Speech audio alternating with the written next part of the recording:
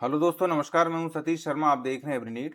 दोस्तों, जैसा कि आपको मालूम है, वित्तीय वर्ष 2025-26 खत्म होने के बाद हमको ई ग्राम स्वराज पोर्टल पे भी इसको हमको क्लोज करना रहता है। मतलब इसका ईयर जो है, ईयर बुक हमको क्लोज करनी रहती है। तो वैसे तो बहुत इजी प्रोसेस है, लेकिन फिर भी बहुत सारे साथी इसमें प्रॉब्लम में आ रहे हैं, दिक्कत आ रही है उन लोगों को। तो उनके मैसेज आ रहे थे कि ईयर बुक क्लोज करने की पूरी प्रोसेस का वीडियो बना के आप लोगों के साथ शेयर करूं। तो इस वीडियो में हम वो सारी प्रोसेस आपको लाइव दिखाने जा रहे हैं। तो चलिए दोस्तों, शुरू करते हैं।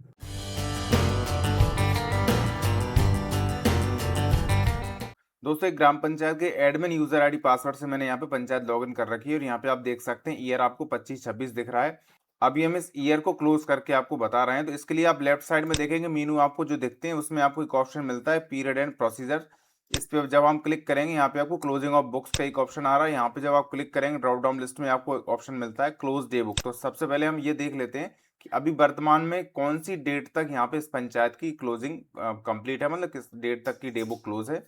यहाँ पे आप देख सकते हैं 20 मार्च 2026 तक की यहाँ पे डे बुक क्लोज है ऑलरेडी। अब ये तो आपको पता ही है कि डे बुक क्लोज करने के लिए आपको इसी ऑप्शन का यूज करना रहता है। आप चाहे तो एक एक करके पूरा 30-31 तक की डे बुक यहाँ पे क्लोज कर सकते हैं, या फिर आप चाहें तो एक साथ मंथ बुक का ऑप्शन यूज करके यहाँ पे 31 मार्च तक की आप क्लोजिंग कर सकते हैं। जैसे डे बुक यदि आपको क्लोज करना हो, तो यहाँ पे देख सकते हैं क्लोज डे बुक का एक बटन दिया गया है। इस पर आप क्लिक करेंगे और ये देख सकते हैं आपकी 21 मार्च 2026 की डेमो यहाँ पे क्लोज हो चुकी है।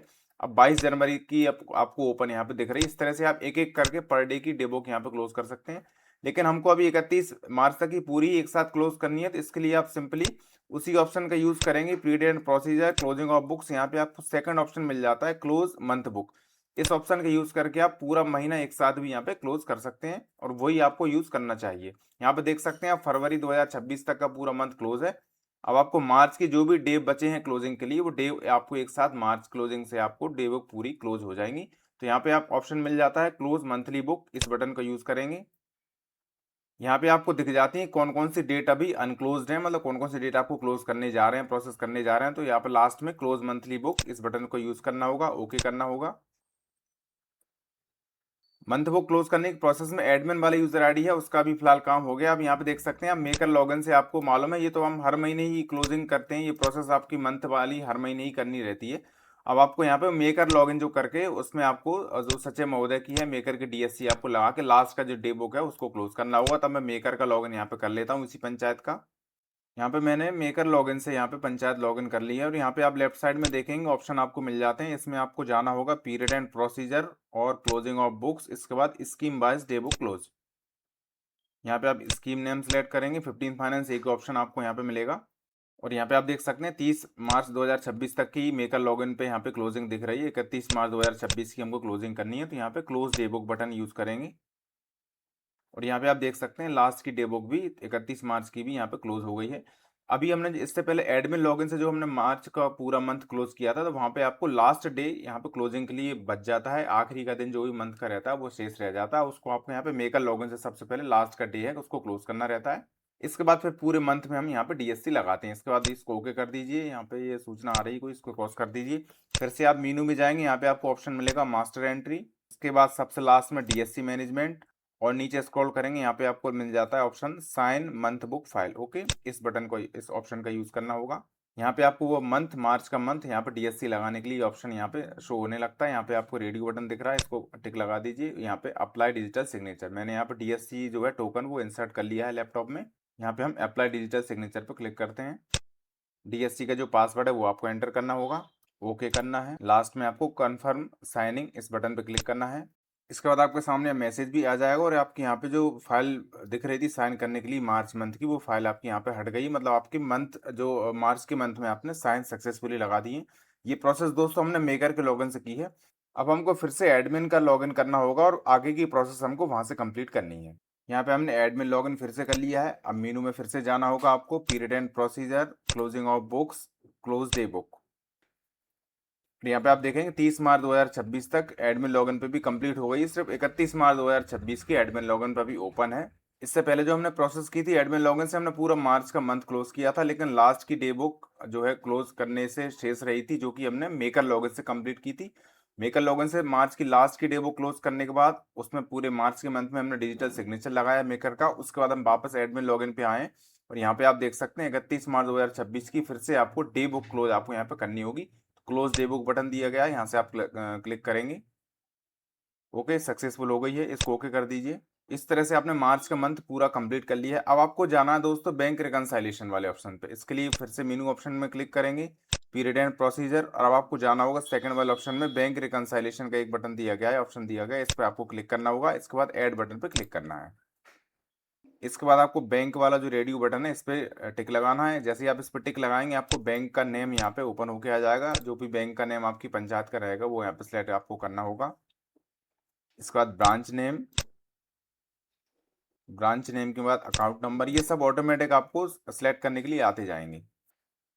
जैसे अकाउंट नंबर सेलेक्ट करेंगे आप यहाँ पे देखेंगे मंथ ऑफ रिकंसाइलेशन का ऑप्शन है, यहाँ पे लिखा हुआ आ रहा है मार्च का, क्योंकि हम मार्च की प्रोसेस ये कर रहे हैं। और यहाँ पे आप शेष बैलेंस जो आपकी पंचायत का कैश बुक के हिसाब से मार्च लास्ट में रहा है वो आपको यहाँ पे दिख रहा है। अब यहाँ पे जो भी आपका बैलेंस शो हो रहा है वही बैलेंस आपको दोस्तों यहाँ पे लास्ट में स्क्रॉल करेंगे, लास्ट वाले कॉलम में आपको यहाँ पे फिल करना होगा। यहाँ पे टाइप करने के बाद आपको रिकंसाइल बटन पे क्लिक करना है। अगली स्क्रीन कुछ इस तरह से दिखेगी। यहाँ पे एक बार और आप क्रॉस चेक कर लीजिए, यदि अमाउंट सब सही है तो फिर आपको यहाँ पे फ्रीज बटन पे क्लिक करना है। रिकंसाइलेशन की प्रोसेस भी हमारी सक्सेसफुल हो गई, ओके कर दीजिए। अब मार्च का मंथ, इसका मतलब पूरा ईयर 25-26 हमने कंप्लीट कर लिया है, पूरी उसकी क्लोजिंग कर दी है और उसका रिकंसाइलेशन भी कर लिया है। अब आपका जो पूरा ईयर है वो भी इस पोर्टल पे आपको क्लोज करना होगा। तो उसके लिए फिर से मेन्यू ऑप्शन में जाएंगे, यहाँ पे आपको period and procedure, closing of books, यहाँ पे आप थर्ड वाला ऑप्शन देखेंगे क्लोज ईयर बुक। ओके, इसी ऑप्शन पे आपको क्लिक करना होगा।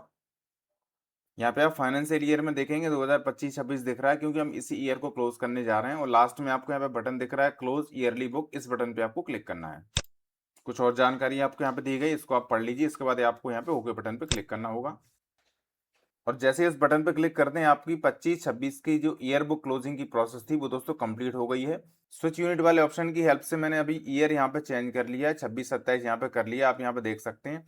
अब अप्रैल मंथ के कुछ डे भी यहाँ पे आपको क्लोज करके बता रहा हूँ, तो उसके लिए वही सेम ऑप्शन है। मीनू में जाएंगे, यहाँ पे period and procedure, closing of books, उसके बाद क्लोज डे बुक।